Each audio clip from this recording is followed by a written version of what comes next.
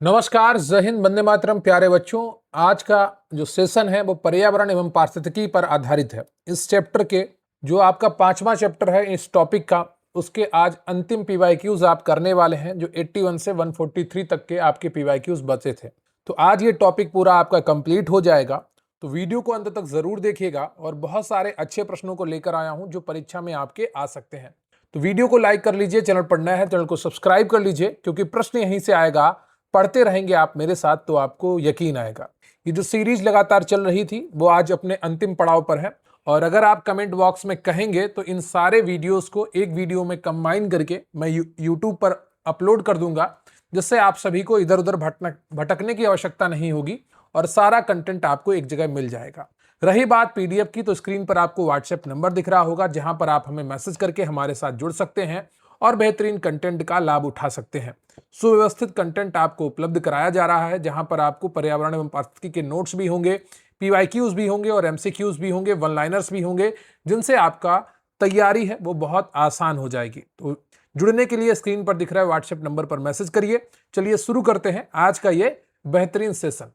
तो चैप्टर 5 का शुरुआत करते हैं और क्वेश्चन नंबर 81 है कि निम्नलिखित में से कौन क्योटो प्रोटोकॉल की पहली प्रतिबद्धता अवधि के लक्ष्यों के हिस्से के रूप में 6 ग्रीन हाउस गैसों में से एक है। बताइएगा, निम्नलिखित में से कौन क्योटो प्रोटोकॉल की पहली प्रतिबद्धता अवधि के लक्ष्यों के हिस्से के रूप में 6 ग्रीन हाउस गैसों में से एक है। तो यहां पर जो सही उत्तर है आपका वो हो जाएगा ऑप्शन सी, पर फ्लोरोकार्बन्स। क्योटो प्रोटोकॉल यूएनएफसीसीसी से जुड़ा एक अंतर्राष्ट्रीय समझौता है जो बाध्यकारी उत्सर्जन कटौती लक्ष्यों के लिए पार्टियों को प्रतिबद्ध करता है। यह प्रोटोकॉल जापान के क्योटो में 11 दिसंबर 1997 को अपनाया गया था। 16 फरवरी 2005 से प्रभावी हुआ। क्योटो प्रोटोकॉल की पहली प्रतिबद्धता अवधि के लक्ष्यों में 6 मुख्य ग्रीन हाउस गैसों को शामिल किया गया था। ये गैसें हैं carbon dioxide, methane, nitrous oxide, hydrofluorocarbon, perfluorocarbon तथा सल्फर हेक्साफ्लोराइड, जिसे SF6 कहते हैं। अगला प्रश्न है आपका कि कार्बन डाइऑक्साइड के अलावा जलवायु परिवर्तन के लिए निम्नलिखित में से किस गैस की भूमिका है। तो आपको सही उत्तर को पहचानना है और सही उत्तर है आपका ऑप्शन ए, मीथेन। जलवायु परिवर्तन में कार्बन डाइऑक्साइड के अलावा मुख्य भूमिका मीथेन गैस की है। मीथेन पृथ्वी द्वारा उत्सर्जित अवरक्त विकिरणों के अवशोषण में CO2 से औसतन 20 से 30 गुना अधिक सक्षम है। मीथेन अपूर्ण अपघटन का उत्पाद है एवं अनाक्सी दशाओं में मीथेन जीवाणुओं द्वारा उत्पन्न होती है। मीठे जल वाली आर्द्र भूमियों से मीथेन का उत्सर्जन होता है, क्योंकि कार्बनिक पदार्थों के ऑक्सीजन के अभाव में अपघटन होने से मीथेन का उत्पादन होता है। इसके अन्य स्रोत कोयला खनन, तेल तथा प्राकृतिक गैस हेतु खनन, चरने वाले जानवर तथा धान के खेत आदि हैं। अगला प्रश्न है आपका कि जलवायु परिवर्तन पर भारत की प्रथम राष्ट्रीय कार्य योजना कब लोकार्पित की गई थी। तो सही उत्तर है आपका ऑप्शन बी, 2008 में। जलवायु परिवर्तन पर भारत की प्रथम राष्ट्रीय कार्य योजना 30 जून 2008 में लोकार्पित की गई थी। यह राष्ट्रीय कार्य योजना 8 प्राथमिकता वाले राष्ट्रीय मिशनों पर ध्यान केंद्रित करती है। इन मिशनों में राष्ट्रीय सौर मिशन, उन्नत ऊर्जा दक्षता के लिए राष्ट्रीय मिशन, सतत पर्यावास पर राष्ट्रीय मिशन तथा राष्ट्रीय जल मिशन शामिल है। इसके अतिरिक्त हिमालयी पारिस्थितिकी तंत्र को बनाए रखने हेतु राष्ट्रीय मिशन, ग्रीन इंडिया के लिए राष्ट्रीय मिशन, सतत कृषि के लिए राष्ट्रीय मिशन तथा जलवायु परिवर्तन के लिए सामरिक ज्ञान पर राष्ट्रीय मिशन शामिल है। अगला प्रश्न है आपका कि वाटर क्रेडिट के संदर्भ में निम्नलिखित कथनों पर विचार कीजिए। यह जल एवं स्वच्छता क्षेत्र में कार्य के लिए सूक्ष्म वित्त साधनों, माइक्रो फाइनेंस टूल्स को लागू करता है। यह एक वैश्विक पहल है जिसे विश्व स्वास्थ्य संगठन और विश्व बैंक के तत्वाधान में प्रारंभ किया गया है। इसका उद्देश्य निर्धन व्यक्तियों को सहायकी के बिना अपनी जल संबंधी आवश्यकताओं को पूरा करने के लिए समर्थ बनाना है। तो इनमें से कौन से कथन सही है आपसे पूछा गया है, और सही उत्तर है आपका ऑप्शन सी, केवल 1 और 3 सही है, दूसरा गलत है। वाटर क्रेडिट एक वैश्विक गैर लाभकारी संगठन water.org द्वारा शुरू की गई पहल है। यह विश्व में पानी की स्वच्छता लाने हेतु कार्य करता है और उन लोगों को छोटे ऋण लेने में मदद करता है जिन्हें इसकी आवश्यकता होती है। तो यह विश्व में पानी एवं स्वच्छता, वाटर एंड सैनिटेशन लाने हेतु कार्य करता है और उन लोगों को छोटे ऋण लेने में मदद करता है जिन्हें इसकी आवश्यकता होती है। यह जल एवं स्वच्छता क्षेत्र में कार्य के लिए सूक्ष्म वित्त साधनों को लागू करता है। आईएएस प्री एग्जाम 2021 का यह प्रश्न है। इसका मुख्य उद्देश्य निर्धन व्यक्तियों को सहायकी के यानी कि सब्सिडी के बिना अपनी जल संबंधी आवश्यकताओं को पूरा करने के लिए समर्थन बनाना है। अगला प्रश्न है आपका कि वनों पर न्यूयॉर्क घोषणा, न्यूयॉर्क डिक्लेरेशन ऑन फॉरेस्ट के संदर्भ में निम्नलिखित में से कौन से कथन सही हैं? प्रश्न एक है कि 2014 में संयुक्त राष्ट्र जलवायु शिखर सम्मेलन में पहली बार इसका समर्थन किया गया था। दूसरा है इसमें वन के ह्रास को रोकने के लिए एक वैश्विक समय रेखा का समर्थन किया गया है। तीसरा है यह वैध रूप से बाध्यकारी अंतर्राष्ट्रीय घोषणा है। चौथा है यह सरकारों, बड़ी कंपनियों और देशीय समुदायों द्वारा समर्थित है। पांचवा है भारत इसके प्रारंभ के समय हस्ताक्षरकर्ताओं में से एक था। तो सही उत्तर है आपका ऑप्शन ए।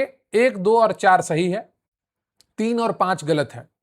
वनों पर न्यूयॉर्क घोषणा को 2014 के जलवायु शिखर सम्मेलन में 150 से अधिक सरकारों, कंपनियों, स्वदेशी लोगों और नागरिक समाज संगठनों द्वारा समर्थन दिया गया था। इसमें वन के ह्रास, फॉरेस्ट डिग्रेडेशन को रोकने के लिए एक वैश्विक समय रेखा, ग्लोबल टाइमलाइन का समर्थन किया गया, जैसे 2020 तक वनों की कटाई की दर को 50% कम करना। यह एक स्वैच्छिक एवं कानूनी रूप से गैर बाध्यकारी राजनीतिक घोषणा है।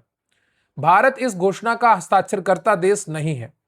अगला प्रश्न है आपका कि निम्नलिखित में से कौन सा सही सुमेलित नहीं है? तो सही उत्तर कौन सा होगा आपसे पूछा गया है और सही उत्तर है आपका ऑप्शन डी, क्योटो प्रोटोकॉल जल संरक्षण। कार्टाजेना प्रोटोकॉल जो है वो उसका संबंध बायोसेफ्टी से है, यानी कि जैव सुरक्षा से संबंधित है। स्टॉकहोम सम्मेलन जो है का संबंध अनवरत जैविक प्रदूषकों पीओपी से है। मॉन्ट्रियल प्रोटोकॉल का संबंध ओजोन परत के संरक्षण से है। क्योटो प्रोटोकॉल का संबंध जल संरक्षण से नहीं बल्कि हरित गृह गैसों के स्थिरीकरण, उत्सर्जन कम करने से है। अगला प्रश्न है आपका स्तंभ 1 को स्तंभ 2 से मिलाना है। एक तरफ प्रोटोकॉल या सम्मेलन दिए गए हैं, दूसरी तरफ उनके विषय दिए गए हैं। तो सही उत्तर है आपका यहां पर ऑप्शन बी। मॉन्ट्रियल प्रोटोकॉल 1987 में आता है का उद्देश्य ओजोन अवमूल्यन पदार्थों का कुल उन्मूलन करना है, टोटल फेज आउट करना है। वियना सम्मेलन 1985 में ओजोन परत की सुरक्षा से संबंधित था। क्योटो प्रोटोकॉल 1997 का उद्देश्य हरित गृह गैसों का स्थिरीकरण करना है। पृथ्वी सम्मेलन 1992 पर्यावरण और सतत विकास से संबंधित है। अगला प्रश्न है आपका कि जलवायु परिवर्तन पर अंतर सरकारी पैनल को किस वर्ष में स्थापित किया गया? तो सही उत्तर है आपका option D, 1988। UPPSC ACF RFO mains 2021 paper 1 का प्रश्न है। जलवायु परिवर्तन पर अंतर सरकारी पैनल आईपीसीसी की स्थापना वर्ष 1988 में की गई थी। इसकी स्थापना संयुक्त राष्ट्र पर्यावरण कार्यक्रम और विश्व मौसम विज्ञान संगठन द्वारा की गई थी। यह जलवायु परिवर्तन पर नियमित वैज्ञानिक आकलन, इसके निहितार्थ और भविष्य के संभावित जोखिमों के साथ साथ अनुकूलन तथा समन के विकल्प के उपलब्ध कराता है। इसका मुख्यालय जिनेवा में स्थित है। अगला प्रश्न है आपका कि हरित जलवायु निधि ग्रीन क्लाइमेट फंड के बारे में निम्नलिखित में से कौन सा कथन सही है? 2 कथन दिए गए हैं कि यह विकासशील देशों को जलवायु परिवर्तन का सामना करने हेतु अनुकूलन और न्यूनीकरण पद्धतियों में सहायता देने के आशय से बनी है। दूसरा है इसे यूएनईपी, ओईसीडी, एशिया विकास बैंक और विश्व बैंक के तत्वाधान में स्थापित किया गया है। तो सही उत्तर है आपका ऑप्शन ए, केवल एक सही है। हरित जलवायु निधि ग्रीन क्लाइमेट फंड की औपचारिक स्थापना वर्ष 2010 में कानकून मेक्सिको में आयोजित यूएनएफसीसीसी के COP16 में की गई थी। आईएएस प्री का यह प्रश्न है। जीसीएफ विकसित देशों द्वारा विकासशील देशों में जलवायु परिवर्तन के लिए विभिन्न योजनाओं एवं नीतियों के क्रियान्वयन हेतु वित्तीय समर्थन प्रदान करने के लिए सृजित किया गया है। इसका मुख्यालय सांगडो, इंचियोन, दक्षिण कोरिया में स्थित है। अतः केवल पहला कथन सही है, दूसरा कथन गलत है। अगला प्रश्न है आपका कि निम्नलिखित में से कौन से जलवायु परिवर्तन के प्रमुख कारक हैं? 4 कथन दिए गए हैं और कितने सही हैं आपसे पूछा गया है और सही उत्तर है आपका बी ऑप्शन, केवल 1, 2 और 4 सही है। एक यानी कि जीवाश्मिक ईंधन का अधिकाधिक प्रज्वलन, दूसरा है कि तेल चालित स्वचालितों की संख्या विस्फोटन और चौथा है अत्यधिक वनोन्मूलन। UP PCS pre GS first 2017 का प्रश्न है। जलवायु परिवर्तन के प्रमुख कारकों में जीवाश्मिक ईंधन का अधिक प्रज्वलन और तेल चालित स्वचालितों की संख्या में विस्फोट शामिल है। अत्यधिक वनोन्मूलन भी जलवायु परिवर्तन का एक प्रमुख कारण है, क्योंकि वन कार्बन सिंक का कार्य करते हैं। सौर धधक यानी कि सोलर फ्लेयर में वृद्धि प्राकृतिक घटना है और इसे जलवायु परिवर्तन का प्रमुख कारक नहीं माना जाता है। अगला प्रश्न है आपका, सूची 1 को सूची 2 से मिलाना है। एक तरफ प्रोटोकॉल, एग्रीमेंट, समिट और कॉन्फ्रेंस दिए गए हैं, दूसरी तरफ उनसे संबंधित वर्ष दिए गए हैं। यहां पर जो सही उत्तर है आपका वो ऑप्शन सी है। मॉन्ट्रियल प्रोटोकॉल पर वर्ष 1987 में हस्ताक्षर किए गए थे। पेरिस एग्रीमेंट को वर्ष 2015 में अपनाया गया था। रियो समिट या पृथ्वी सम्मेलन का आयोजन वर्ष 1992 में हुआ था। फर्स्ट यूएन आईपीसीसी कॉन्फ्रेंस वर्ष 1995 में आयोजित हुई थी। अगला प्रश्न है आपका कि पर्यावरण के संदर्भ में गंदा दर्जन शब्द का अर्थ क्या है? 12 ओजोन परत का ह्रास करने वाले पदार्थ, 12 चिरस्थायी कार्बनिक पदार्थ, या 12 सबसे हानिकारक हरित गृह गैसें, या 12 सबसे राशित पारिस्थितिकी तंत्र। तो सही उत्तर है आपका ऑप्शन सी, केवल 2। स्वीडन के स्टॉकहोम में स्थायी कार्बनिक प्रदूषकों पर स्टॉकहोम अभिसमय वर्ष 2001 में हस्ताक्षरित किया गया और मई 2004 में इसे लागू किया गया। इस सम्मेलन का लक्ष्य स्थायी कार्बनिक प्रदूषकों के उत्पादन को व प्रयोग को समाप्त करना या सीमित करना था। इस सम्मेलन में डर्टी डजन या गंदा दर्जन के 12 प्रदूषकों में से 9 को प्रतिबंधित कर दिया गया। साथ ही मलेरिया नियंत्रण में प्रयुक्त होने वाले डीडीटी के प्रयोग को भी सीमित कर दिया गया। अगला प्रश्न है आपका कि वैज्ञानिक दृष्टिकोण से विश्व तापमान पूर्व औद्योगिक स्तर से 2 डिग्री सेल्सियस से अधिक नहीं बढ़ना चाहिए। यदि विश्व तापमान पूर्व औद्योगिक स्तर से 3 डिग्री सेल्सियस के परे बढ़ जाता है तो विश्व पर उसका संभावित असर क्या होगा? यहां पर 4 कथन दिए गए हैं और एक सही है या 2 सही है या 3 सही है या सारे सही हैं, आपको डिसाइड करना है। सही उत्तर है आपका ऑप्शन बी, केवल 1 और 2। जलवायु परिवर्तन पर अंतर सरकारी पैनल की रिपोर्ट के अनुसार विश्व तापमान में यदि 3 डिग्री सेल्सियस से अधिक की वृद्धि होती है तो गंभीर परिणाम होंगे। इस तापमान वृद्धि से स्थलीय जीवन मंडल एक नेट कार्बन स्रोत की ओर प्रवृत्त होगा। इसका परिणाम स्वरूप विश्व भर में विस्तृत प्रवाल मर्त्यता घटित होगी। सभी आर्द्र भूमियों के लुप्त होने या कृषि के पूरी तरह असंभव होने जैसे कथन अतिशयोक्तिपूर्ण है, अतः केवल पहले 2 कथन सही हैं। अगला प्रश्न है आपका कि भूमंडलीय पर्यावरण सुविधा के संदर्भ में निम्नलिखित में से कौन से कथन सही हैं? और यहाँ पे जो सही है वो आपके ए है। यह जैव विविधता पर अभिशमय एवं जलवायु परिवर्तन पर संयुक्त राष्ट्र ढांचा अभिशमय के लिए वित्तीय क्रियाविधि के रूप में काम करता है। आईएसपी 2014 का प्रश्न है, भूमंडलीय पर्यावरण सुविधा जीईएफ जैव विविधता पर अभिशमय यानी कि कन्वेंशन ऑन बायोलॉजिकल डाइवर्सिटी एवं जलवायु परिवर्तन एवं पर संयुक्त राष्ट्र ढांचा अभिशमय यानी कि United nation framework convention on climate change के लिए वित्तीय क्रियाविधि के रूप में कार्य करता है। इसकी स्थापना वर्ष 1992 में रियो पृथ्वी सम्मेलन के दौरान हुई थी। इसका मुख्यालय वाशिंगटन डीसी संयुक्त राज्य अमेरिका में स्थित है। ये विकासशील देशों और संक्रमणकालीन अर्थव्यवस्थाओं को पर्यावरण संरक्षण परियोजनाओं के लिए अनुदान और धन प्रदान करता है। अगला प्रश्न है आपका कि निम्नलिखित औद्योगिक देशों के समूहों में से किसने क्योटो प्रोटोकॉल को स्वीकार नहीं किया है? तो सही उत्तर है आपका ऑप्शन बी, संयुक्त राज्य अमेरिका तथा ऑस्ट्रेलिया। क्योटो प्रोटोकॉल संयुक्त राष्ट्र जलवायु परिवर्तन फ्रेमवर्क सम्मेलन से जुड़ा वैश्विक तापमान वृद्धि पर एक अंतर्राष्ट्रीय संधि है। यह समझौता जापान के क्योटो शहर में दिसंबर 1997 में अपनाया गया था। प्रश्नकाल के समय अमेरिका ने क्योटो प्रोटोकॉल का अनुसमर्थन नहीं किया था तथा ऑस्ट्रेलिया ने इस पर संधि पर दिसंबर 2007 में हस्ताक्षर का इसका समर्थन किया था।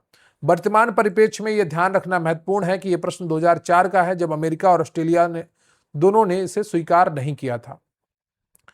अगला प्रश्न है आपका कि क्योटो प्रोटोकॉल एक अंतरराष्ट्रीय संधि है जिसके पक्षकार राज्य किसमें कमी करने के लिए प्रतिबद्ध है? तो सही उत्तर है आपका option B, greenhouse gas उत्सर्जन। सीडीएस 2019 का प्रश्न है। Kyoto protocol United Nations framework convention on climate change से संबंधित एक अंतरराष्ट्रीय समझौता है। यह वैश्विक ताप वृद्धि में कमी लाने के लिए प्रतिबद्ध है। इस समझौते के तहत पक्षकार राज्य ग्रीन हाउस गैसों के उत्सर्जन में कमी करने के लिए कानूनी रूप से बाध्यकारी लक्ष्य निर्धारित करते हैं। अगला प्रश्न है आपका कि विभिन्न देशों द्वारा हस्ताक्षरित करार क्योटो प्रोटोकॉल किससे संबद्ध है? तो यह संबद्ध है आपका ऑप्शन सी, स्वच्छ पर्यावरण और जलवायु परिवर्तन से। क्योटो प्रोटोकॉल को जापान के क्योटो शहर में 11 दिसंबर 1997 को स्वीकार किया गया था।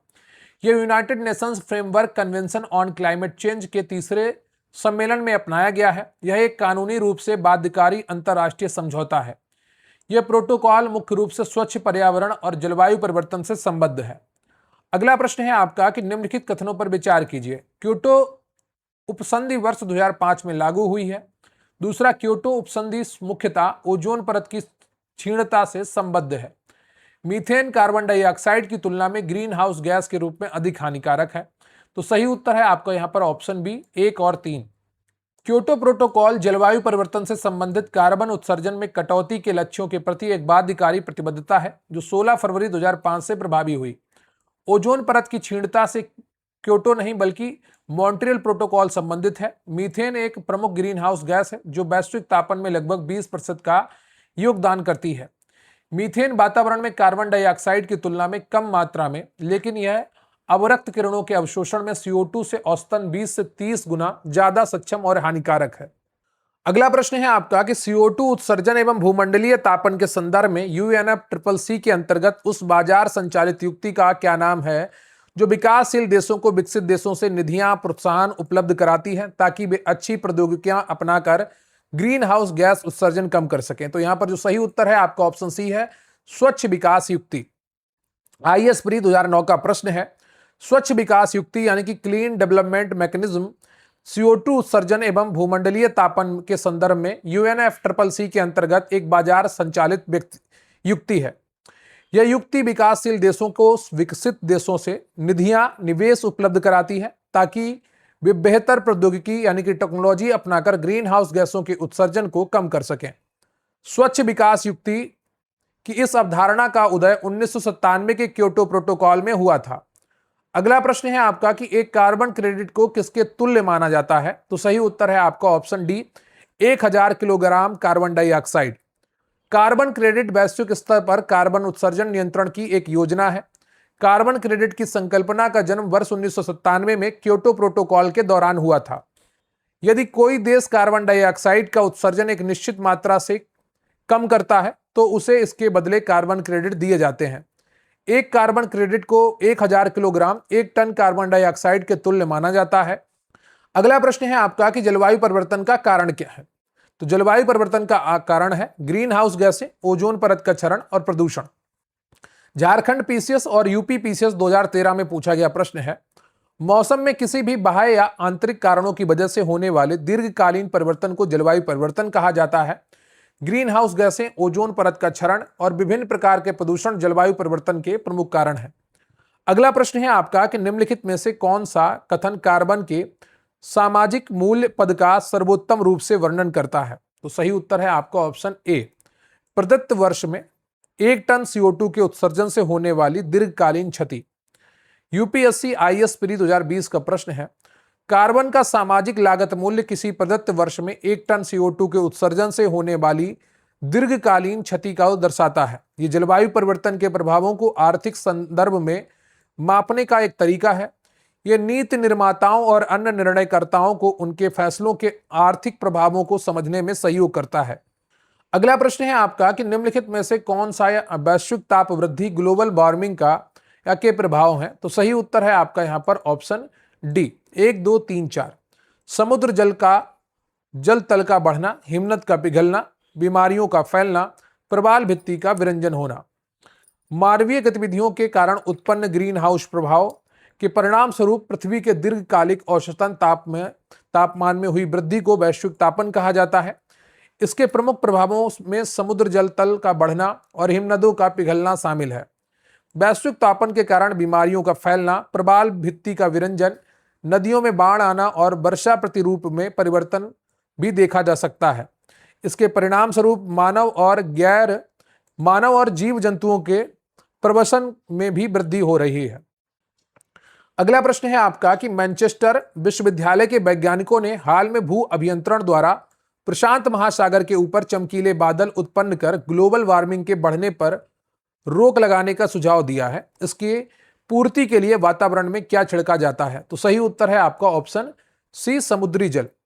मैनचेस्टर विश्वविद्यालय के वैज्ञानिकों ने प्रशांत महासागर के ऊपर ग्लोबल वार्मिंग के बढ़ने के पर रोक लगाने के लिए चमकीले बादल उत्पन्न करने का सुझाव दिया है। इस प्रक्रिया को पूरा करने के लिए वैज्ञानिकों द्वारा वातावरण में समुद्री जल का छिड़काव किया जाता है। अगला प्रश्न है आपका कि नीचे दिए दो वक्तव्य दिए गए हैं। कथन ए है कि भारत में जलवायु परिवर्तन से सामाजिक तनाव बढ़ रहा है। कारण आर दिया गया है, मौसम की चरम दशा की बारंबारता एवं तीव्रता से खाद्य सुरक्षा का पर गंभीर प्रभाव पड़ेंगे। तो सही उत्तर है आपका यहां पर ऑप्शन ए तथा आर दोनों सही हैं एवं आर ए की सही व्याख्या करता है। भारत में जलवायु परिवर्तन के कारण प्राकृतिक संसाधनों जैसे वन, चारागाह, कृषि भूमि, भूजल आदि पर दबाव बढ़ रहा है, जिससे सामाजिक तनाव में वृद्धि हो रही है। मौसम की चरम दशाओं की बारंबारता से कृषि क्षेत्र सर्वाधिक प्रभावित होता है। कृषि प्रभावित होने से खाद्य सुरक्षा पर संकट उत्पन्न होता है, जो सामाजिक तनाव का एक प्रमुख कारक है। अगला प्रश्न है आपका कि परिवेशीय वातावरण में पाए जाने वाले निम्नलिखित पर विचार कीजिए। कालिख, सल्फर हेक्सा फ्लोराइड, जल वाष्प। तो उपयुक्त में से कौन से वातावरण तापन में योगदान करता है? तो सही उत्तर है आपका ऑप्शन डी, 1, 2, 3 यानी कि तीनों। काला कार्बन या कालिख जीवाश्म ईंधन व बायोमास के अपूर्ण दहन से उत्पन्न होता है और यह प्रकाश का अवशोषण कर वैश्विक तापन में सहयोग देता है। सल्फर हेक्साफ्लोराइड, जिसे SF6 कहते हैं, की वैश्विक तापन क्षमता CO2 की तुलना में 22,800 गुना अधिक होती है, जिसे IPCC प्रबल ग्रीन हाउस गैस मानता है। जलवाष्प भी पार्थिव विकिरण को अवशोषित कर CO2 की भांति ग्रीन हाउस प्रभाव उत्पन्न करता है। अगला प्रश्न है आपका कि वैश्विक ऊष्मन के फलस्वरूप निम्नलिखित में से किसकी बारंबारता और प्रचंडता बढ़ रही है? तो सही उत्तर है आपका ऑप्शन डी के चक्रवातों की, तूफानों की, अवमंडलों की। क्षोभ मंडल में पृथ्वी की सतह से वातावरण के औसत तापमान में वृद्धि को भूमंडलीय तापन कहते हैं। तापमान वृद्धि के कारण वैश्विक जलवायु प्रतिरूप में परिवर्तन परिलक्षित हो रहा है। इसके फलस्वरूप समुद्र स्तर का बढ़ना, प्रचंड तूफान, वर्षा एवं हिम पैटर्न में बदलाव देखा जा रहा है। चक्रवात, बवंडर और तूफानों आदि की बारंबारता एवं प्रचंडता में भी भारी वृद्धि देखी दी गई है। अगला प्रश्न है आपका कि भूमंडलीय उष्णता के परिणाम स्वरूप निम्नलिखित कूट से सही उत्तर चुनिए। तो 4 कूट दिए गए हैं और इनमें से जो सही है आपके वो 2, 3 और 4 हैं। सार्वभौमिक संपर्क अच्छे हो गए हैं, ये गलत है। हिमनद द्रवभूत होने लगे हैं, ये सही है। समय से पूर्व आम में बौर आने लगा है, ये भी सही है। स्वास्थ्य पर कुप्रभाव पड़ा है, ये भी सही है। वायु प्रदूषण तथा ग्रीन हाउस गैसों की मात्रा में निरंतर वृद्धि से पृथ्वी का तापक्रम बढ़ता जा रहा है, जिसे भूमंडलीय उष्णता कहते हैं। वैश्विक उष्णता के प्रभाव से हिम क्षेत्रों में बर्फ तेजी से पिघल रही है, हिमनद द्रवीभूत हो रहे हैं, मौसम में तीव्र गति से परिवर्तन हो रहा है और सागर तटीय क्षेत्र डूब रहे हैं। वैश्विक तापन में वृद्धि के फलस्वरूप स्वास्थ्य पर कुप्रभाव पड़ा है और समय से पूर्व आम में बौर आना भी इसी का परिणाम है। अगला प्रश्न है आपका कि निम्नलिखित में से कौन सा पदार्थ सार्वत्रिक तापन उत्पन्न करने में योगदान नहीं करता है? तो सही उत्तर है आपका ऑप्शन ए, सल्फर तथा नाइट्रोजन के ऑक्साइड। यूपीपीसीएस 2013 का प्रश्न है, वैश्विक ताप की वृद्धि में सर्वाधिक योगदान देने वाली प्रमुख गैसें जलवाष्प एवं कार्बन डाइऑक्साइड हैं। इसके अतिरिक्त क्लोरोफ्लोरोकार्बन CFC, मीथेन CH4 और नाइट्रस ऑक्साइड N2O भी वैश्विक तापन में योगदान देते हैं। नाइट्रोजन के ऑक्साइडों का भी वैश्विक तापन में योगदान है, परंतु अन्य गैसों की अपेक्षा कम। सल्फर डाइऑक्साइड एवं नाइट्रोजन के ऑक्साइड मुख्य रूप से अम्ल के लिए उत्तरदायी होते हैं, सार्वत्रिक तापन के लिए नहीं। अगला प्रश्न है आपका कि निम्नलिखित में से कौन सी गैस ग्लोबल वार्मिंग के लिए ज्यादा जिम्मेदार है? तो सही उत्तर है आपका option C, carbon dioxide. Uttarakhand PCS 2014-15 का प्रश्न है, carbon dioxide gas global warming के लिए सबसे ज्यादा जिम्मेदार है क्योंकि वायुमंडल में इसकी सांद्रता अन्य ग्रीन हाउस गैसों की तुलना में अधिक है। पृथ्वी के वायुमंडल में पाई जाने वाली प्रमुख ग्रीन हाउस गैसें जलवाष्प, carbon dioxide, methane, ozone, nitrous oxide तथा क्लोरोफ्लोरोकार्बन है। ये गैसें पार्थिव विकिरण को अवशोषित करती हैं, जिससे वातावरण के तापन में वृद्धि होती है। जलवाष्प तथा कार्बन डाइऑक्साइड वायुमंडल में अवरक्त विकिरण को ज्यादा से ज्यादा अवशोषित करती हैं।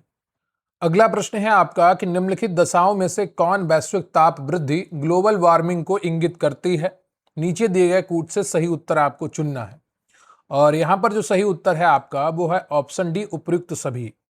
हिमानियों का पिघलाव, सागर तल में उत्थान, मौसम दशाओं में परिवर्तन और वैश्विक तापमान में वृद्धि।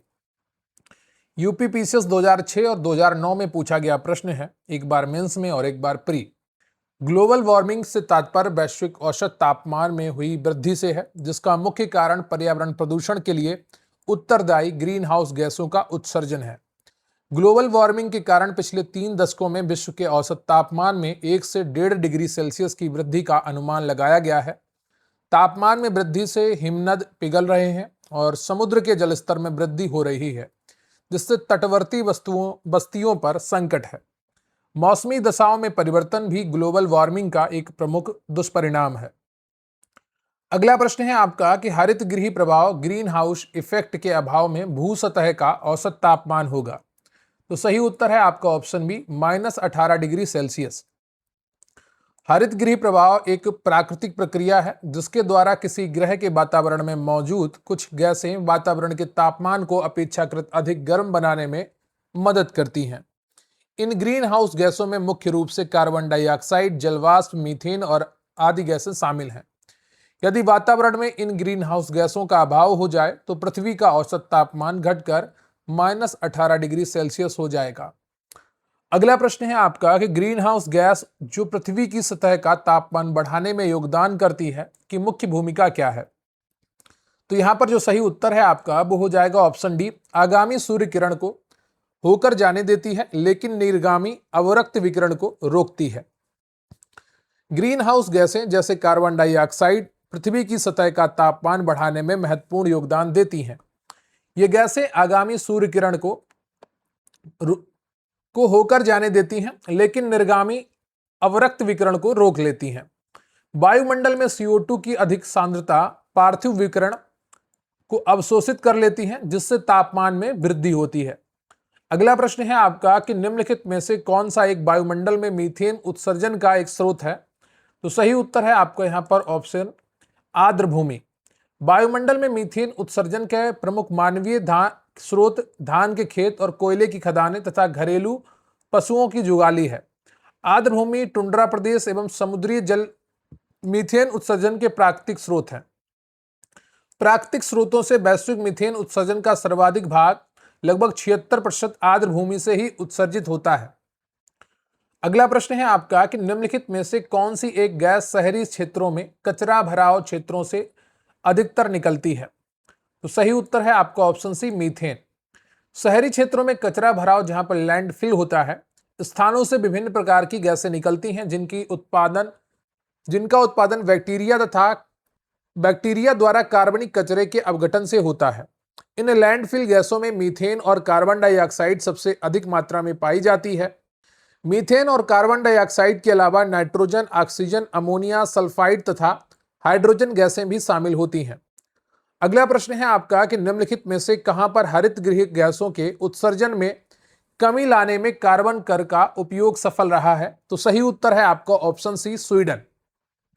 कार्बन कर एक प्रकार का शुल्क है जो मुख्यतः कार्बन उत्सर्जन की मात्रा के आधार पर जीवाश्म ईंधनों के उत्पादन, वितरण एवं उपयोग पर लगाया जाता है।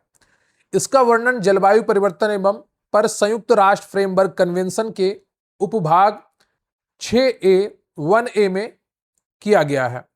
हरित गृह गैसों के उत्सर्जन में कमी लाने के उद्देश्य से कार्बन कर लगाने वाला पहला देश फिनलैंड था। स्वीडन ने वर्ष 1991 में इस कर को लागू किया जो काफी सफल रहा, जबकि भारत में इसे 1 जुलाई 2010 से लागू किया गया है। अगला प्रश्न है आपका कि हरित गृह प्रभाव का अर्थ है। तो सही उत्तर है आपका यहां पर ऑप्शन ए, वायुमंडल में ग्रीन हाउस गैसों के घनीकरण के कारण वायुमंडल के तापमान का बढ़ना।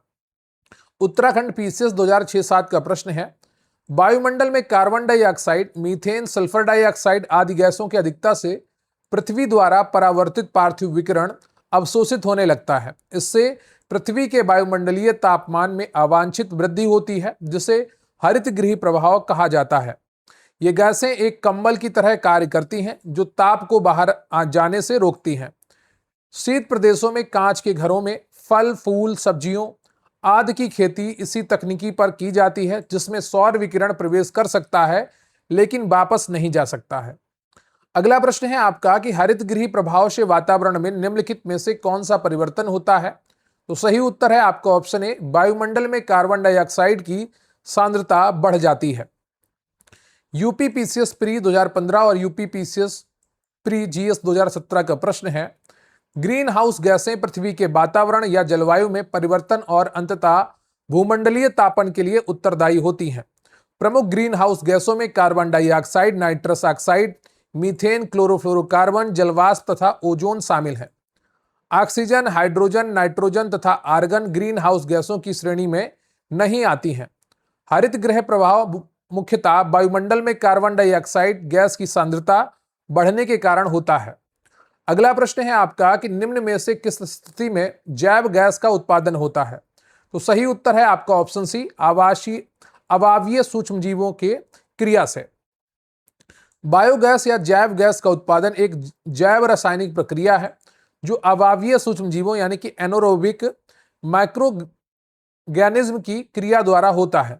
इस प्रक्रिया के अंतर्गत कुछ विशेष प्रकार के बैक्टीरिया जैविक कचरे को उपयोगी बायोगैस में परिवर्तित कर देते हैं। यह जैविक प्रक्रिया द्वारा उत्पन्न होती है, इसलिए इसे बायोगैस कहा जाता है। बायोगैस के मुख्य घटकों में मीथेन तथा कार्बन डाइऑक्साइड शामिल है। अगला प्रश्न है आपका कि अनुकारित आदिम भूमि परिस्थितियों में निम्नलिखित के प्रादुर्भाव का सही अनुक्रम कौन सा है? तो यहां पर जो सही उत्तर है आपका वो हो जाएगा option A, methane, hydrogen cyanide, nitrile एमोनी अम्ल। आईएस प्री 1994 का प्रश्न है, पृथ्वी पर अनुकारित आदिम भूमि परिस्थितियों में सर्वप्रथम सरल कार्बनिक यौगिकों से धीरे धीरे जटिल कार्बनिक यौगिकों का प्रादुर्भाव हुआ। इस क्रम में सबसे पहले मीथेन गैस की उत्पत्ति हुई। मीथेन के पश्चात क्रमशः हाइड्रोजन साइनाइड, नाइट्राइल तथा अंत में अमीनो अम्ल की उत्पत्ति हुई। अमीनो अम्ल के संयोग से ही सर्वप्रथम जल में जीवन की उत्पत्ति संभव हो सकी है। अगला प्रश्न है आपका कि निम्नलिखित पर विचार कीजिए, धान के खेत, कोयले का खनन, पालतू पशु, आर्द्र भूमि, उपयुक्त में से कौन सी प्रमुख ग्रीन हाउस गैस मीथेन के स्रोत है? तो यहां पर जो सही उत्तर है आपका वो हो जाएगा ऑप्शन डी, ये सभी हैं। आईएस प्री 2008 का प्रश्न है, मीथेन एक रंगहीन, गंधहीन व स्वादहीन गैस है जो अधिकतर दलदली क्षेत्रों या आर्द्र भूमि में पाई जाती है और इसे मार्स गैस भी कहा जाता है।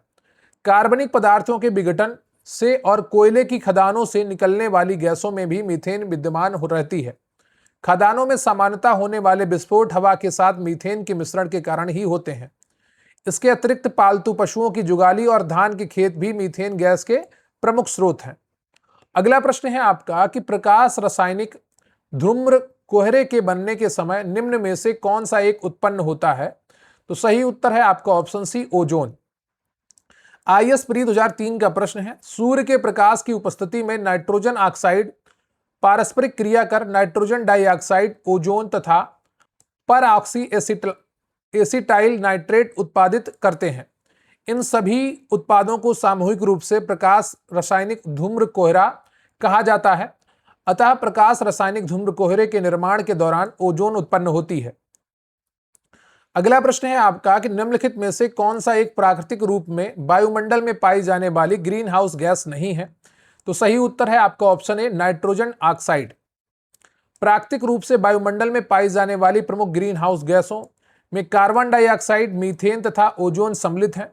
नाइट्रोजन ऑक्साइड प्राकृतिक रूप से वायुमंडल में पाई जाने वाली ग्रीन हाउस गैसों की श्रेणी में नहीं आती है। ग्रीन हाउस गैसें पृथ्वी के तापमान को बढ़ाने में मुख्य भूमिका निभाती हैं। अगला प्रश्न है आपका कि निम्नलिखित में से कौन सी एक ग्रीन हाउस गैस नहीं है? तो सही उत्तर है आपका option D, carbon monoxide. Green house गैसें सूर्य की ऊष्मा को सोख कर पृथ्वी के वायुमंडल को गर्म कर देती हैं, जो प्राकृतिक एवं मानव जनित दोनों प्रकार की होती हैं। प्रमुख ग्रीन हाउस गैसों में कार्बन डाइऑक्साइड, जलवाष्प, methane, ozone, nitrous oxide, chlorofluorocarbon, hydrofluorocarbon, perfluorocarbon तथा सल्फर हेक्साफ्लोराइड शामिल हैं। तो इन गैसों के नाम याद रखिएगा, कभी कभी परीक्षा में पूछ लिया जाता है। कार्बन मोनोऑक्साइड को प्राथमिक या महत्वपूर्ण ग्रीन हाउस गैस नहीं माना जाता क्योंकि यह अवरक्त ऊर्जा का दुर्बल अवशोषक है। अगला प्रश्न है आपका कि निम्न में से कौन सा तंत्र सही सुमेलित नहीं है। एक तरफ ग्रीन हाउस गैस दी गई है, दूसरी तरफ उनके स्रोत दिए गए हैं, और जो सही सुमेलित नहीं है वो है आपका ऑप्शन बी, क्लोरोफ्लोरोकार्बन ऑटोमोबाइल से नहीं निकलती है। कार्बन डाइऑक्साइड गैस का प्रमुख स्रोत थर्मल पावर स्टेशन है। नाइट्रस ऑक्साइड मुख्य रूप से जलमग्न धान के खेतों से उत्सर्जित होती है और सल्फर डाइऑक्साइड ईंट के भट्टों से निकलती है। क्लोरोफ्लोरोकार्बन का मुख्य स्रोत ऑटोमोबाइल नहीं बल्कि रेफ्रिजरेटर और एयर कंडीशनर होते हैं, इसलिए क्लोरोफ्लोरोकार्बन का ऑटोमोबाइल से सुमेलित होना गलत है। अगला प्रश्न है आपका कि निम्नलिखित में से कौन सी ग्रीन हाउस गैस नहीं है। तो यहां पर जो नाइट्रोजन है आपका ऑप्शन डी, वो ग्रीन हाउस गैस नहीं है। छत्तीसगढ़ पीएससी 2024 में पूछा गया प्रश्न है। मीथेन, क्लोरोफ्लोरोकार्बन और कार्बन डाइऑक्साइड सभी प्रमुख ग्रीन हाउस गैसें हैं जो वैश्विक ऊष्मन में योगदान देती हैं। वायुमंडल में सर्वाधिक मात्रा में पाई जाने वाली nitrogen gas green house gas की श्रेणी में नहीं आती है। नाइट्रोजन पृथ्वी के तापमान को बढ़ाने या ग्रीन हाउस प्रभाव को उत्पन्न करने में सहायक नहीं है। अगला प्रश्न है आपका कि निम्नलिखित फसलों में कौन सी एक मीथेन और नाइट्रस ऑक्साइड दोनों का सर्वाधिक महत्वपूर्ण मानवोद्भवी होती स्रोत है। तो कौन सी है जो मीथेन और नाइट्रस ऑक्साइड का ज्यादा उत्सर्जन करती है, और वो है धान की फसल। आईएएस प्री 2022 का प्रश्न है। धान के खेत मीथेन और नाइट्रस ऑक्साइड दोनों गैसों के उत्सर्जन का सर्वाधिक महत्वपूर्ण मानवोद्भवी स्रोत माने जाते हैं। जलमग्न धान के खेतों में अवायवीय परिस्थितियों के कारण मीथेन का भारी मात्रा में उत्पादन होता है। इन गैसों को पिछले 20 वर्षों में तापमान वृद्धि के लिए कार्बन डाइऑक्साइड से लगभग 80 गुना अधिक शक्तिशाली माना गया है। अगला प्रश्न है आपका कि निम्नलिखित में से कौन एक ग्रीन हाउस गैस नहीं है। तो सही उत्तर है आपका option C, oxygen. UPPSC RO 2017 और यूपीपीसीएस 2016 और यूकेपीएससी आरओ 2021 का प्रश्न है। वातावरण में उपस्थित जो गैसें तापमान में वृद्धि कर देती हैं उन्हें ग्रीन हाउस गैस कहा जाता है, जैसे carbon dioxide, methane, ozone, nitrous oxide और जलवाष्प। ग्रीन हाउस गैसें पृथ्वी से उत्सर्जित पार्थिव विकिरण को रोककर रखती हैं, जिससे वायुमंडल के औसत तापमान में वृद्धि या ग्लोबल वार्मिंग होती है। अगला प्रश्न है आपका कि किस ग्रीन हाउस गैस का वायुमंडल में अधिकतम औसत जीवन काल होता है। सही उत्तर है आपका सी, नाइट्रस ऑक्साइड का, N2O का। Nitrous oxide N2O green house gas का वायुमंडल में अधिकतम औसत जीवन काल होता है। N2O का वायुमंडल में जीवन काल औसतन 121 वर्ष होता है। यह गैस खेती, औद्योगिक क्रियाकलापों, जीवाश्म ईंधनों और ठोस अपशिष्ट को जलाने से उत्सर्जित होती है। CFC का वायुमंडल में औसत जीवन काल 55 वर्ष तथा CH4 का यानी कि मीथेन का 10 से 15 वर्ष होता है। जलवाष्प का वायुमंडल में जीवन काल बहुत अल्प समय होता है। अगला प्रश्न है आपका कि कार्बन फुटप्रिंट शब्द का क्या अभिप्राय है। तो सही उत्तर है आपका ऑप्शन डी, हमारे रोजमर्रा के क्रियाकलापों से उत्पन्न ग्रीन हाउस गैसों की मात्रा। ग्रीन हाउस गैसों के प्रति व्यक्ति या प्रति औद्योगिक इकाई उत्सर्जन की मात्रा को उस व्यक्ति या औद्योगिक इकाई का कार्बन फुटप्रिंट कहा जाता है।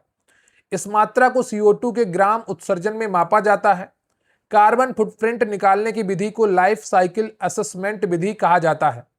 अगला प्रश्न है आपका कि ग्रीन क्रेडिट इनिशिएटिव के संबंध में निम्नलिखित में से कौन सा या कौन से कथन सही है।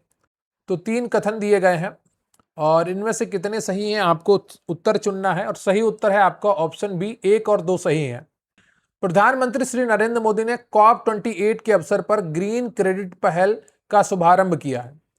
यह सरकार के लाइफ स्टाइल फॉर एनवायरमेंट या लाइफ मूवमेंट के अंतर्गत एक पहल है। ग्रीन क्रेडिट नियम 2023 को पर्यावरण संरक्षण अधिनियम 1986 के तहत 12 अक्टूबर 2023 को अधिसूचित किया गया है। यह पहल बंजर भूमि और नदी जलग्रहण क्षेत्र में वृक्षारोपण को प्रोत्साहन देती है और जलवायु परिवर्तन की चुनौतियों पर अनुक्रिया यानी कि रिस्पॉन्स करती है। अगला प्रश्न है आपका, सूची 1 को सूची 2 से मिलाना है। इंपॉर्टेंट प्रश्न है और यहां पर आपके सभी सही सुमेलित हैं। आरओ 2021 का प्रश्न है, वन संरक्षण अधिनियम वर्ष 1980 में पारित हुआ। पर्यावरण संरक्षण अधिनियम 1986 में लागू हुआ। वायु प्रदूषण निवारण एवं नियंत्रण अधिनियम वर्ष 1981 में बना था और जल प्रदूषण नियंत्रण अधिनियम वर्ष 1974 में पारित हुआ था। अगला प्रश्न है आपका कि पर्यावरणीय समस्याओं के कारण किस कीटनाशक का प्रयोग कम किया जाने लगा है? तो सही उत्तर है आपका option B, DDT. Uttarakhand RO 2016 का प्रश्न है। डीडीटी पहला आधुनिक कीटनाशक था। वर्तमान में पर्यावरणीय समस्याओं के कारण इस कीटनाशक का प्रयोग कम कर दिया गया है। यह जल में कम घुलनशील है तथा अत्यधिक समय तक वातावरण में बना रहता है। अगला प्रश्न है आपका कि फ्रेयांस के द्वारा पर्यावरण बहुत क्षतिग्रस्त होता है। फ्रेयांस क्या है? तो ये है आपके मिश्रित क्लोरोफ्लोरो हाइड्रोकार्बन्स। फ्रेयांस मिश्रित क्लोरोफ्लोरो हाइड्रोकार्बन्स हैं जिनका निर्माण कार्बन, क्लोरीन और फ्लोरीन परमाणुओं से होता है। क्लोरोफ्लोरोकार्बन सीएफसिस का व्यापारिक नाम फ्रेयांस है। ये मानव द्वारा क्षोभ मंडल में मुक्त किए जाते हैं और विसरण द्वारा समताप मंडल में पहुंच जाते हैं। ये क्षोभ मंडल में स्थिर रहते हैं परंतु समताप मंडल में परावैंगनी किरणों द्वारा नष्ट हो जाते हैं जिससे ओजोन परत को क्षति पहुंचती है। अगला प्रश्न है आपका कि दीर्घकालिक कम उत्सर्जन विकास रणनीति में परिकल्पित है। तो सही उत्तर है आपका यहां पर ऑप्शन बी 1, 2, 3। जीवाश्म ईंधन से न्यायोचित निर्बाध संधारणीय तरीके से अंतरण और जैव ईंधनों के उपयोग में वृद्धि और जलवायु सहनीय शहरी विकास। भारत सरकार ने सीओपी 27 नवंबर 2022 के दौरान यूएनएफसीसीसी के समक्ष अपनी दीर्घकालिक कम उत्सर्जन विकास रणनीति प्रस्तुत की। इस रणनीति में जीवाश्म ईंधन से अन्य ऊर्जा स्रोतों में न्यायोचित, निर्बाध और संधारणीय तरीके से अंतरण पर जोर दिया गया, यानी कि ट्रांजिशन, यानी कि मुड़ने का, ठीक है, बढ़ने का आगे। जैव ईंधनों के उपयोग में वृद्धि, जैसे पेट्रोल में 20% इथेनॉल सम्मिश्रण का लक्ष्य रखा गया है। स्मार्ट सिटी मिशन और एकीकृत शहरी योजना के तहत जलवायु सहनीय शहरी विकास की भी परिकल्पना की गई है। अगला प्रश्न है आपका, सूची 1 को सूची 2 से मिलाइए। सूचियों को नीचे दिए गए कूट से सही उत्तर का चयन करिए। एक तरफ सतत विकास लक्ष्य है, दूसरी तरफ संबंधित। तो एसडीजी 10 है जो ये आपका असमानताओं में कमी से है। एसडीजी 13 जो है ये जलवायु कार्रवाई से संबंधित है। एसडीजी 14 जल के नीचे जीवन के संरक्षण पर केंद्रित है और एसडीजी 15 भूमि पर जीवन की रक्षा से संबंधित है। अगला प्रश्न है आपका, पृथ्वी सम्मेलन +5 आयोजित हुआ था। तो यह आपका 1997 में हुआ था। यूपीपीसीएस जीएस 2016 का प्रश्न है मेंस का। पहले पृथ्वी शिखर सम्मेलन में 1992 रियो सम्मेलन के बाद 5 वर्ष बाद पृथ्वी सम्मेलन +5 का आयोजन किया गया था। यह सम्मेलन वर्ष 1997 में अमेरिकी शहर न्यूयॉर्क में आयोजित किया गया था। इसका मुख्य उद्देश्य टिकाऊ विकास के लिए सतत व्यापक कार्यकारी योजना एजेंडा 21 को लागू करने की दिशा में उठाए गए कदमों का मूल्यांकन करना था। अगला प्रश्न है आपका कि रियो +20 घोषणा पत्र का शीर्षक क्या था? तो इसका शीर्षक था द फ्यूचर वी वांट। रियो +20 सम्मेलन का घोषणा पत्र का आधिकारिक शीर्षक द फ्यूचर वी वांट था। यह सम्मेलन वर्ष 2012 में ब्राजील के रियो डी जेनेरियो में आयोजित किया गया था। तो पृथ्वी सम्मेलन के 20 वर्ष बाद 2012 में, तो इसलिए इसका नाम रियो +20 रखा गया था। अगला प्रश्न है आपका कि जलवायु परिवर्तन पर संयुक्त राष्ट्र संघ का कन्वेंशन ढांचा किससे संबंधित है? तो यह संबंधित है ग्रीन हाउस गैसों के उत्सर्जन में कमी से। जलवायु परिवर्तन पर संयुक्त राष्ट्र फ्रेमवर्क कन्वेंशन मुख्य रूप से ग्रीन हाउस गैसों के उत्सर्जन में कमी लाने से संबंधित है। अगला प्रश्न है आपका कि एजेंडा 21 किस क्षेत्र से संबंधित है? तो यह संबंधित है सतत विकास से। यूपी आरओ जीएस 2014 का प्रश्न है। एजेंडा 21 एक व्यापक कार्यक्रम योजना है जिसे 1992 में ब्राजील के रियो डी जेनेरियो में आयोजित पृथ्वी सम्मेलन में अपनाया गया था। इसका मुख्य उद्देश्य वैश्विक, राष्ट्रीय और स्थानीय स्तरों पर सतत विकास को बढ़ावा देना है। यह पर्यावरणीय क्षरण, गरीबी और जनसांख्यिकी वृद्धि जैसी समस्याओं से निपटने के लिए नीतियां और कार्यक्रम प्रदान करता है। अगला है, नीचे 2 कथन दिए गए हैं जिनमें से एक को कथन ए तथा दूसरे को कारण आर कहा गया है। कथन ए, सतत विकास मानव समाज के कल्याण हेतु महत्वपूर्ण है। कारण आर दिया गया है कि सतत विकास से अभिप्राय ऐसे विकास से है जो भावी पीढ़ियों की जरूरतें पूरी करने की योग्यता को प्रभावित किए बिना वर्तमान समय की आवश्यकता पूरी करे। तो सही उत्तर है आपका यहाँ पर ऑप्शन ए तथा आर दोनों सही है तथा आर ए की सही व्याख्या है।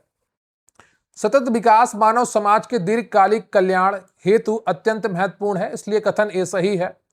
ब्रटलैंड कमीशन 1987 की रिपोर्ट के अनुसार सतत विकास वह है जो भावी पीढ़ियों की जरूरतों से समझौता किए बिना वर्तमान की आवश्यकताओं को पूरा करता है। अगला प्रश्न है आपका कि स्टॉकहोम में पहली बार पर्यावरण पर संगोष्ठी किस वर्ष प्रस्तावित की गई थी? तो सही उत्तर है आपका ऑप्शन ए 1968 में। स्टॉकहोम में पर्यावरण पर संगोष्ठी सर्वप्रथम वर्ष 1968 में प्रस्तावित की गई थी। वर्ष 1968 में ही संयुक्त राष्ट्र महासभा में पहली बार वैज्ञानिक प्रमाणों के आधार पर जलवायु परिवर्तन पर चर्चा की गई थी। इसके बाद वर्ष 1972 में पर्यावरण सुरक्षा हेतु विश्वव्यापी स्तर पर प्रथम ठोस प्रयास स्टॉकहोम सम्मेलन किया गया था। अगला प्रश्न है आपका कि पोषकीय सस्टेनेबल पर्यटन का मुख्य उद्देश्य क्या है? तो सही उत्तर है आपका ऑप्शन सी, सांस्कृतिक अखंडता और पारिस्थितिकी प्रक्रियाओं को बनाए रखते हुए पर्यटन और पर्यावरण प्रबंध करना। पोषकीय सस्टेनेबल पर्यटन का मुख्य उद्देश्य पर्यावरण और पर्यटन का संतुलित प्रबंधन करना है। यह सुनिश्चित करता है कि पर्यटन के विकास के साथ साथ स्थानीय सांस्कृतिक अखंडता भी बनी रहे। इसके अंतर्गत प्राकृतिक संसाधनों और पारिस्थितिकीय प्रक्रियाओं का संरक्षण भी प्राथमिकता होती है। तो आज का ये सेशन आपका कंप्लीट होता है। वीडियो को लाइक कर लीजिएगा, चैनल पर नए हैं चैनल को सब्सक्राइब कर लीजिएगा और अपने दोस्तों के साथ भी वीडियो शेयर करिएगा। कमेंट करके बताइएगा कि आज का सेशन आपको कैसा लगा, और कमेंट बॉक्स में जब जाएं तो वहां पर वीडियो हाइप करने का ऑप्शन होता है, तो कृपया वीडियो को हाइप कर दीजिएगा। हमारा एक छोटा सा चैनल है जिसमें आपका सहयोग अपेक्षित है। हमारा अच्छा कंटेंट और आपके अच्छे कमेंट दोनों एक साथ जुड़े रहेंगे तो चैनल जल्दी ग्रो कर जाएगा। तो अच्छे अच्छे कमेंट करते रहिए और पढ़ते रहिए। रही बात पीडीएफ की, तो स्क्रीन पर आपको व्हाट्सएप नंबर दिख रहा होगा जहां पर मैसेज करके आप हमारी सारी पीडीएफ्स को प्राप्त कर सकते हैं अपने बैच से जुड़कर। तो पीडीएफ्स का एक फीस है, उसके द्वारा आप हमारे साथ जुड़ सकते हैं और बेहतरीन कंटेंट हम आपको लगातार प्रोवाइड करवा रहे हैं। फिर चाहे लेखपाल की परीक्षा हुई थी या लोअर की परीक्षा हो रही है, बहुत सारी परीक्षाओं के कंटेंट ऑलरेडी हम दे चुके हैं और बहुत सारा कंटेंट अभी आपको दिया जाना बाकी है, जो निरंतर आपके एग्जाम तक हम उपलब्ध कराते रहते हैं। तो अगर आप भी जुड़ना चाहते हैं तो स्क्रीन पर व्हाट्सएप नंबर दिख रहा होगा जहां पर आप मैसेज कर सकते हैं। तैयारी करते रहिए, मेहनत करते रहिए, बार बार रिवीजन करते रहिए। आज के लिए बस इतना ही, मिलेंगे फिर नेक्स्ट सेक्शन में। तब तक के लिए जय हिंद, जय भारत।